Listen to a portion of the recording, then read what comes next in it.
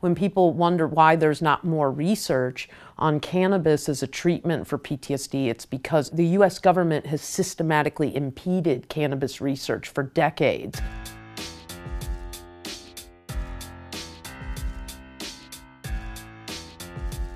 Post-traumatic stress disorder, also known as PTSD, is a condition that can occur in people who have experienced severe trauma. PTSD is actually a cluster of different symptoms, and cannabis is particularly effective because it works with the endocannabinoid system, which regulates our whole body. Cannabis definitely helps me.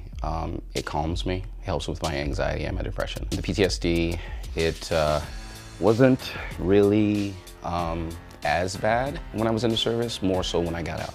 MAPS, the Multidisciplinary Association for Psychedelic Studies, in collaboration with the Scottsdale Research Institute in Arizona, has spent the last few years researching the use of cannabis in the treatment of PTSD. So basically, we conduct controlled trials on cannabis flower, and our current study is an FDA phase 2 trial looking at cannabis for treating veterans with PTSD. Past efforts have mainly examined how cannabis can treat PTSD through observational studies, as opposed to clinical trials, which is what the medical community relies on for validation and to change federal policy. Although research is still underway and there's already proof that cannabis can help treat PTSD symptoms, there are still many obstacles to overcome. One of the challenges that I currently have is they won't prescribe my medication, which I need for pain, if I have cannabis in my system.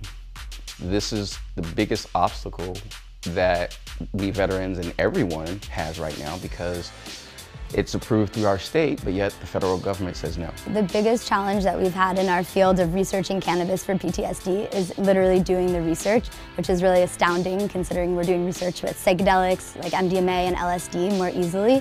The reason that we're blocked with cannabis is because the government only allows us to use one source of cannabis at the University of Mississippi to do this research. And it's really just inadequate. They don't have the strains that we need. But beyond that, and most importantly, it's grown by the government. And because it's grown by the government, we cannot use it for our final phase of FDA research to then sell to the market. But despite these challenges, Dr. Sisley remains optimistic. We're almost at the finish line.